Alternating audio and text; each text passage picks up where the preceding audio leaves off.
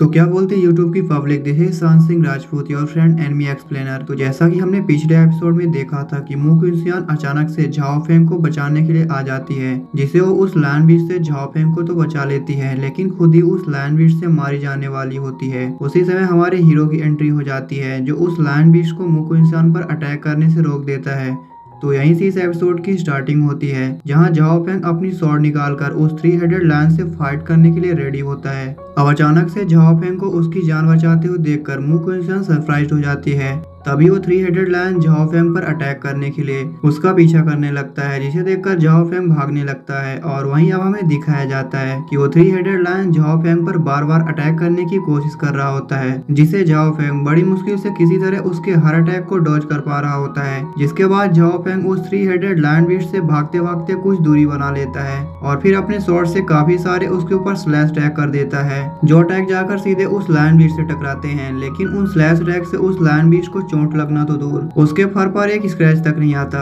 बल्कि उसे Zhao Feng के इन गुदगुदी भरे हमलों से गुस्सा जरूर आ जाता है, जिससे वो 3 हेडेड लायन एक जंप लेकर झाओ फेंग पर अपने पंजे से उस पर अटैक कर देता है, जिस वजह से झाओ फेंग उड़ते हुए दूर गिरता है। और फिर कुछ देर बाद झाओ फेंग अपने आप को दोबारा संभालते हुए खड़ा होता है, जिसके बाद उस लायन बीस्ट पर अटैक करने के लिए अपने एक पावरफुल 10 डिवाइन स्वॉर्ड टेक्निक को एक्टिवेट करने लगता है, जिससे उसके बॉडी से काफी पावरफुल डिवाइन लाइट बाहर निकलने लगती है। और फिर झाओ फेंग का वो अटैक रेडी हो जाता है, जिसे झाओ फेंग उस स्वॉर्ड अटैक को सीधे उस लायन बीस्ट पर कर देता है। अब हमें दिखाया जाता है कि झाओ फेंग के उस स्वॉर्ड अटैक से बहुत सारी स्वॉर्ड निकलकर सीधे उस लायन बीस्ट पर अटैक करने के लिए आगे बढ़ने लगती हैं, जिसे देखकर वो लायन अपने मुंह में एक थंडरबॉल अटैक को रेडी करता है और फिर उस अटैक को सीधे अपनी तरफ आ रही उन सभी स्वॉर्ड की तरफ कर देता है, जिससे वो दोनों अटैक आपस में टकरा जाते हैं और उनसे काफी पावरफुल ब्लास्ट होता है, जिसकी वजह से झाओ फेंग और वो लायन बीस्ट दोनों ही घसीटते हुए कुछ कदम पीछे लेते हैं। और वहीं उस पावरफुल ब्लास्ट की वजह से झाओ फेंग ब्लड वॉमिट करता है। अब सिस्टम झाओ फेंग से बोलता है, मैंने तुमसे पहले ही कहा था कि तुम 3 हेडेड लायन का कोई मैच नहीं हो, लेकिन तुमने मेरी नहीं मानी। और मैं फिर से बोल रहा हूँ, अभी भी यहाँ से भागने का टाइम है, इसलिए बेटर होगा कि यहाँ से तुम जल्द से जल्द भाग जाओ, इससे पहले कि बहुत देर हो जाए। अब वहीं झाओ फेंग सिस्टम की बात को इग्नोर करते हुए बोलता है, मैं अभी तक इस लायन बीस्ट के डिफेंस को भी ब्रेक नहीं कर पा रहा था, लेकिन ऐसा लगता है कि मैं अब इसे तोड़ सकता हूँ। इसलिए भले ही तुम चाहे कोई डेमन ही क्यों ना हो,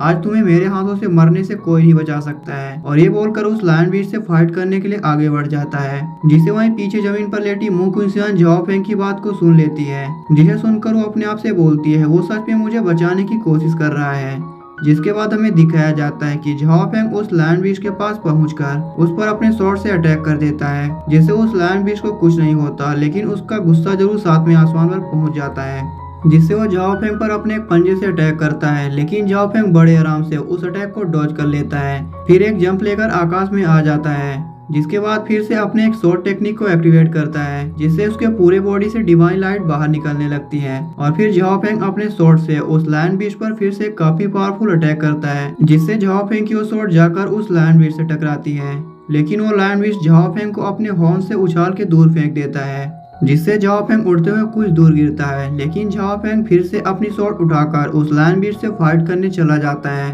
और फिर से उससे क्लोज कॉम्बैट में फाइट करने लगता है। लेकिन वो लायन बीस्ट फिर से झाओ फेंग को दूर फेंक देता है, जिससे झाओ फेंग घसीटते हुए दूर गिरता है और वहीं उसकी स्वॉर्ड दूसरी तरफ गिरती है और उसके मुंह से ब्लड निकलने लगता है। अब झाओ फेंग को उस लायन बीस्ट से इतनी शिद्दत से फाइट करते देखकर मू क्विंसियान उसे समझाने की कोशिश करती है कि अब वो और उस लायन बीस्ट से फाइट नहीं कर सकता है। इसके अलावा यदि वो इसी तरह उस लायन बीस्ट से फाइट करता रहा तो वो डेफिनेटली मारा जाएगा। जिसे सुनकर सिस्टम भी झाओ फेंग को समझाने की कोशिश करता है कि वो लड़की सही बोल रही है और अब वो उस बीस्ट से फाइट नहीं कर सकता है। इसके अलावा यदि वो इसी तरह उस लायन बीस्ट से फाइट करता रहा तो वो डेफिनेटली बर्बाद हो जाएगा। लेकिन झाओ फेंग उन सब की बात को इग्नोर करते हुए मू क्विंसियान से फ्लर्ट करते हुए बोलता है, क्या तुम मेरे बारे में चिंता कर रही हो? जिसे सुनकर मू क्विंसियान चौंक जाती है। अब झाओ फेंग उस लायन बीस्ट पर अपने 10 मेरिडियन डिवाइन स्वॉर्ड टेक्निक से अटैक कर देता है, जिससे उसके एक स्वॉर्ड से बहुत सारी स्वॉर्ड निकलकर बाहर आ जाती हैं। अब हमें दिखाया जाता है कि झाओ फेंग उन सभी स्वॉर्ड से उस लायन बीस्ट पर अटैक कर देता है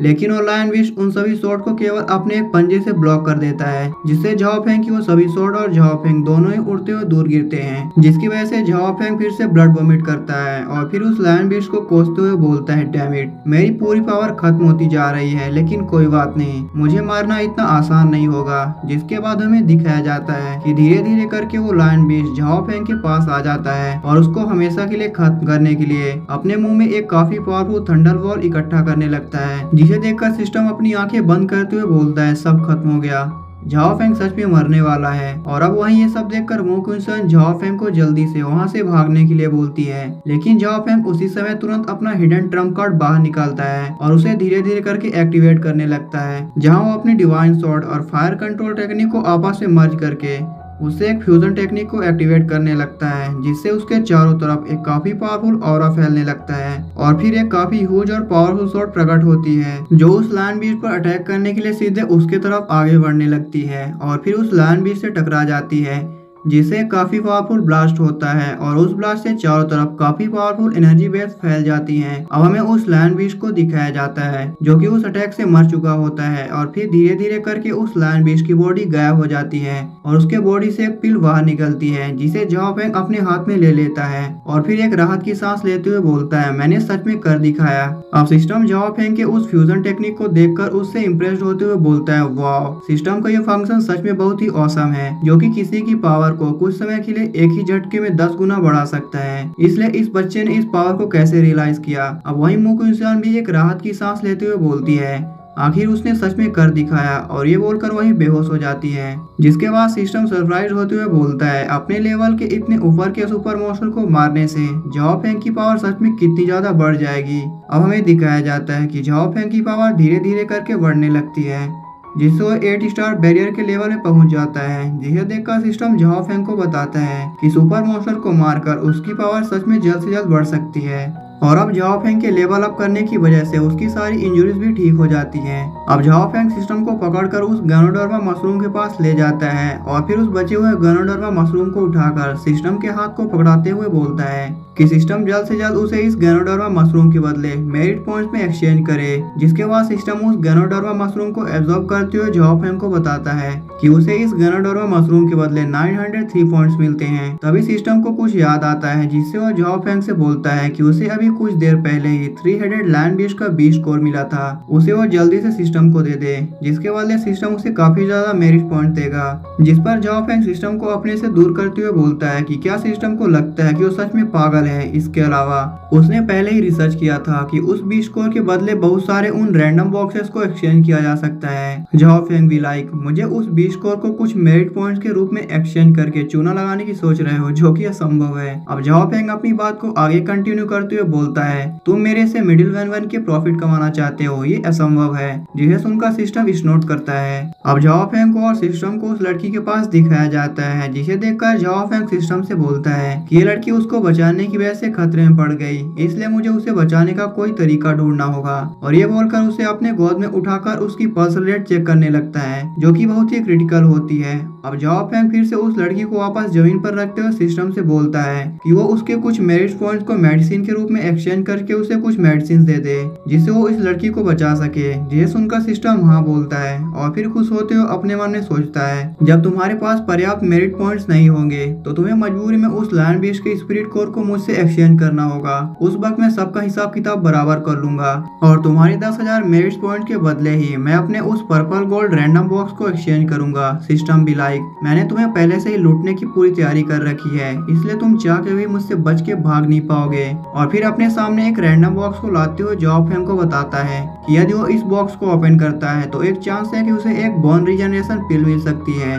जो कि किसी मरे हुए पर्सन को जीवित करके उसकी बॉडी पर दोबारा फ्लैश रीजनरेट कर सकती है। और इसके अलावा ये भी चांस है कि इस बॉक्स में तुम्हें शायद एक सोल रिटर्न पिल मिल जाए, जो कि किसी पर्सन को दोबारा जीवित कर सकती है और उस पर्सन की सोल दोबारा उसकी बॉडी में रिटर्न कर सकती है। बस शर्त यह है कि उस इंसान की बॉडी पूरी तरह से डैमेज नहीं होनी चाहिए। लेकिन सबसे अट्रैक्टिव बात यह है कि एक बार वो उस पिल को पा जाता है तो वो पिल डेफिनेटली सब कुछ रिस्टोर कर सकती है। अब सिस्टम की ये बकवास सुनकर झाओ फेंग इरिटेट हो जाता है जिसकी वजह से वो सिस्टम के मुंह पर एक पंच मारता है, जिससे सिस्टम का बड़बड़ाना बंद हो जाता है और वो उड़ते हुए दूर चला जाता है। अब जाओ फेंग सिस्टम से बोलता है कि क्या वो उसे परेशान करने की कोशिश कर रहा है, और इसके अलावा उसे ऑलरेडी ये बात पता है कि उसके पास केवल अभी 9003 पॉइंट्स अवेलेबल हैं, जिसके बावजूद भी वो जाओ फेंग को इतने महंगे महंगे रिवॉर्ड्स दिखा रहा है। इसलिए क्या वो सच में उसे परेशान करने की कोशिश कर रहा है। लेकिन सिस्टम जाओ फेंग की बात को इग्नोर करते हुए उससे बोलता है कि उसने दोबारा सिस्टम पर हिट करने की कोशिश की। इसके अलावा वो सिस्टम है और उसे भी गुस्सा दिखाना आता है, इसलिए जो दोबारा फिर से सिस्टम को हिट करता है तो तभी जाओ फेंग सिस्टम पर अटैक करने के लिए उसके चारों तरफ शॉट लगाकर उसे धमकाते हुए बोलता है, हाँ हाँ सिस्टम, और बताओ अभी तुम क्या कह रहे थे, और इसके अलावा मैं तुम्हारा होस्ट हूँ, इसलिए तुम कुछ यूजफुल नहीं कर सकते हो, तो मैं आज तुम्हें डेफिनेटली मार डालूंगा। अब अपनी जान दांव पर लगी देखकर सिस्टम जल्दी से हगलाते हुए बोलता है, जल्दबाजी करने की कोई जरूरत नहीं है, और ये बोलकर तुरंत 2-3 लो ग्रेड रैंडम बॉक्स बाहर निकालता है, जो कि बड़े आराम से 100 मेरिट पॉइंट्स के बदले में एक्सचेंज किए जा सकते हैं, जिससे जाओ फेंग के पास एक चांस है कि वो इन बॉक्सेस से एक ऐसी पिल पा सकता है जो कि किसी भी पर्सन की इंजुरीज को हील कर सकती है। इसलिए क्या तुम इससे खुश हो? अब जिसे जाओ फेंग जल्दी से उन बॉक्सेस को ले लेता है और फिर उन्हें ओपन करता है, जिससे उनमें से एक बॉक्स से एक हीलिंग पिल बाहर निकलती है, जो कि मू क्विंसुआन की इंजुरीज को बड़े आराम से हील कर सकती है। और इसके अलावा उन 2 बॉक्सेस में से कुछ नहीं निकलता है, जिसके बाद जाओ फेंग उस पिल की हेल्प से मू क्विंसुआन की इंजरीज को हील करने लगता है। अब वही सिस्टम एक पल की राहत महसूस करता है और फिर रोते हुए बोलता है, सौभाग्यवश मेरे पास एक हीलिंग पिल थी, नहीं तो यदि अभी उस रैंडम बॉक्स से कुछ और बाहर निकलता तो मुझे डर है कि जाओ फेंग फिर से मुझे पीटता। जिसके बाद हमें दिखाया जाता है कि उस पिल की इफेक्ट की वजह से मू क्विंसुआन हवा में ही फ्लोट करने लगती है और धीरे धीरे करके उसकी एक एक इंजुरीज हील होने लगती है, जिससे वो काफी ब्यूटीफुल दिखने लगती है। और वहीं जाओ फेंग उस लड़की को देखकर अट्रैक्ट हो जाता है और अट्रैक्ट होते हुए बोलता है, ये लड़की सच में कितनी ब्यूटीफुल और स्ट्रॉन्ग है, इसलिए यदि ये सच में मेरी गर्लफ्रेंड होती तो ये कितना अच्छा होता। जिसके बाद मू क्विंसुआन अपनी आंखें खोलती है और फिर धीरे धीरे करके जमीन पर लैंड हो जाती है। तभी जाओ फेंग किसी ड्रंकन पर्सन की तरह उसके पास आते हुए बोलता है कि क्या वो ठीक है, जिसे सुनकर मू क्विंसुआन पीछे मुड़कर जाओ फेंग की तरफ देखती है, लेकिन जाओ फेंग को अपने इतने क्लोज और उसे किस करते हुए देखकर वो चौंक जाती है, जिससे वो उसके गाल पर एक जोरदार थप्पड़ मारते हुए बोलती है, तुम गंदे इंसान। और वहीं जाओ फेंग मू क्विंसुआन के थप्पड़ की वजह से बार बार रोल करते हुए दूर गिरता है, जिससे उसकी एक चीख निकल जाती है। और वहीं ये सब देखकर सिस्टम हंसते हुए बोलता है,